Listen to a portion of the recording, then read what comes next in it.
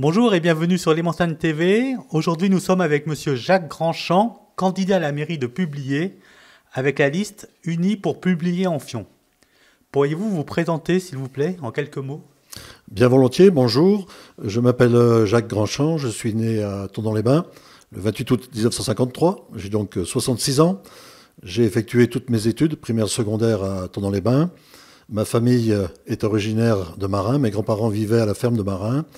Et je suis marié à une jeune fille de Publier depuis 41 ans. Ville que j'ai adoptée et où j'ai construit il y a maintenant 11 ans. Et je viens de rejoindre définitivement il y a un peu plus d'1 an. Que pouvez-vous dire sur votre liste Unis pour Publier Amphion? C'est une liste renouvelée de façon importante avec un mélange équilibré de, bien sûr, d'abord la parité féminine, mais aussi on a veillé à ce que les deux aspects de la commune soient bien représentés, Amphion comme Publier, et ensuite une équipe renouvelée en jeunesse, avec beaucoup de jeunes. Donc notre objectif était de baisser la moyenne d'âge de l'équipe communale aussi, et d'apporter du sang neuf. Donc une équipe motivée, cohérente et rajeunie. Le premier thème que nous allons aborder, c'est la mobilité.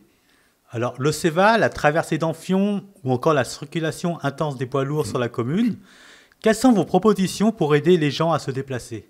Alors la mobilité est au centre de tout. Nous sommes placés à mi-chemin entre Thonon et Évian, deux villes historiques qui, depuis des décennies, s'observent pour être politiquement correctes. Et nous sommes au milieu de ces deux villes. Donc c'est un premier aspect des choses à étudier pour nous.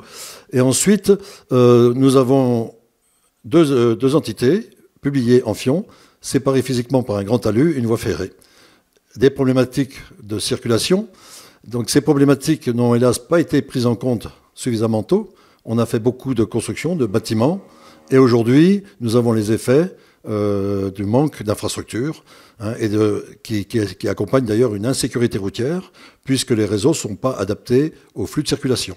Donc pour nous, c'est le premier point fort de notre campagne. Comment redonner une mobilité, une fluidité à la circulation sur notre commune. Alors ça impacte bien entendu Amphion avec la D1005 dont il est peu de dire qu'elle est saturée entre Thonon et Évian, avec une problématique lourde, celle des poids lourds qui doivent rejoindre les zones industrielles, la zone industrielle du Carteret. Aujourd'hui, on sait très bien que ce circuit poids lourd est absolument ingérable. Il crée beaucoup de nuisances. Il est très compliqué à gérer pour les routiers eux-mêmes. Et l'autre aspect, c'est sur Publier. Publier, le centre de Publier aujourd'hui est tout juste à peine viable compte tenu des flots de circulation. Pourquoi? Parce que beaucoup de circulation du Pays de Gavot passe par Publier. Il est donc indispensable pour nous de faire enfin ce dont on parle depuis des décennies, le désengorgement du centre de Publier par un accès qui relierait directement le haut de Publier à Marin. Donc ce sont ces principaux points que l'on veut développer. Après, derrière, on a l'aspect Amphion, Publier, Publier, Amphion. Là aussi, il faut qu'on réfléchisse à des axes de transport et de déplacement un peu plus adaptés que la route actuelle, dont on connaît l'étroitesse et la difficulté, pour ne pas dire l'insécurité, dans le vieil Amphion. Donc la mobilité va impacter beaucoup de choses derrière. Alors le deuxième thème, c'est la sécurité. On dénombre quelques points noirs sur la commune, comme l'absence de trottoir, ou encore trop d'excès de vitesse, ou l'absence de voies douces. Que voulez-vous faire pour améliorer la situation? Alors l'insécurité aujourd'hui, elle découle en grande partie des défauts de mobilité. Donc on a effectivement des gros soucis de sécurité routière. Nous sommes une des communes les plus accidentogènes du département. Ce n'est pas acceptable. En tant qu'ancien général de gendarmerie, je ne vais pas laisser se développer ce genre d'inconvénients dans la commune. Donc c'est important pour nous de travailler sur divers aspects. D'abord, réaliser des infrastructures piétonnes dignes de ce nom, qui garantissent la protection pour les déplacements le long des axes. Ensuite, faire respecter un minimum les limitations de vitesse, ce qui n'est pas le cas aujourd'hui. Cela suppose des moyens que nous allons y consacrer. Premier moyen, nous n'avons pas de police municipale. Nous avons certes maintenant 3 policiers municipaux, mais ça ne s'appelle pas une police municipale. Une police municipale, c'est au minimum un effectif de 5 policiers, de façon à garantir un minimum de présence. Ce ne sont pas les personnels qui sont en cause, c'est la constitution même de la police municipale. Donc, s'il le faut, on l'étudiera en intercommunalité. Bien entendu, on va devoir réviser très rapidement le plan local de sécurité avec le commissariat de police de Thonon pour vraiment avoir des fiches réflexes, des fiches d'action, hein, avec des contrôles sur les résultats. Et il faut donc avoir une stratégie de sécurité. On ne va pas faire du tout sécuritaire, mais surtout, ce que je ne veux pas, c'est laisser développer des incivilités. Parce que le sentiment d'insécurité, il commence par les incivilités. Alors, je ne dis pas qu'on est dans une commune spécialement dangereuse, mais on ne doit pas laisser partir hein, la correction, le bien vivre ensemble. Moi, je ne demande qu'à y croire. Mais je ne suis pas naïf. On n'est pas dans une société de bisounours. Et tout le monde n'est pas beau, tout le monde n'est pas gentil. Donc, il y a un moment, il faut aussi rappeler les règles pour que ceux qui se comportent bien n'aient pas à souffrir de ceux qui se comportent mal.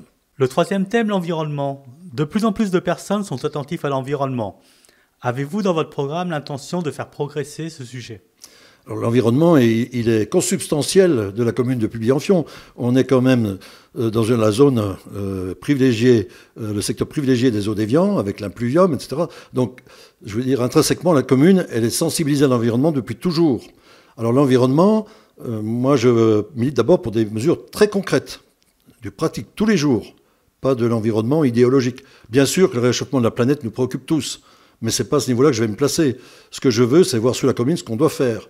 C'est le ramassage des ordures ménagères, c'est le rétablissement de la collecte des encombrants qui a disparu et qui est un vrai service. C'est veiller à ce que les espaces soient entretenus et respectés, hein, qu'ils ne soient pas dégradés. C'est aussi, pour chaque arbre arraché, l'engagement d'en replanter 2. Donc, on aura forcément à arracher des arbres quand on fera de l'infrastructure ou du bâti, mais on s'engagera à redoubler les plantations d'arbres. Parce que l'avenir, c'est quand même dans les arbres qu'on va le trouver. C'est eux qui vont nous aider à lutter contre la pollution générale. Ensuite, on a deux sujets importants sur l'environnement, l'eau et l'air. L'eau, c'est la richesse de la région, mais ce n'est pas une richesse inépuisable. Donc l'eau, ça mérite une attention continue. C'est pour ça que nous allons créer un comité de l'eau permanent. Comité qui aura vocation à se préoccuper de toutes les problématiques de l'eau, c'est-à-dire le captage, il y a peut-être beaucoup à dire là-dessus, la distribution, le phénomène de calcairisation de l'eau, on a beaucoup de calcaire, donc c'est le traitement, le retraitement. Et puis, d'une manière générale, ce comité pourrait être un lien avec la Société des eaux minérales d'Évian, parce que ce qui se passe, ce qui va se passer pour cette société n'est pas indifférent pour la commune et même pas pour le Chablais.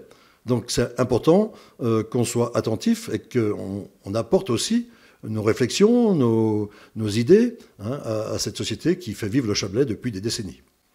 L'air est un autre sujet. Nous avons une vraie préoccupation avec l'incinérateur de Thonon, qui arrive à une période où il faut renouveler. On sait qu'il y a des particules qui retombent et que donc il va falloir le mettre aux normes. Alors, ce n'est pas la commune de Publié qui a besoin de gérer ça, mais elle est impliquée, comme les autres, donc en intercommunalité. Ça m'amène à dire que nous allons travailler beaucoup plus la main dans la main avec les autres communes voisines. Aujourd'hui, la commune de Publié-en-Fion ne peut pas évoluer seule. Nous sommes dans un environnement intercommunal et l'intercommunalité ne s'arrête pas à la Drance. Même si l'intercommunalité aujourd'hui nous amène de Enfion à Châtel, les relations avec Thonon sont indispensables. Donc la Drance, c'est tout sauf un obstacle naturel. En tout cas, ça ne le sera plus. Alors, le quatrième thème, le logement. Il est vrai que la commune a connu une forte bétonisation ces derniers temps. Quels sont vos axes de travail pour réguler les constructions et les aménagements ? Alors, la commune a connu effectivement un boom de construction.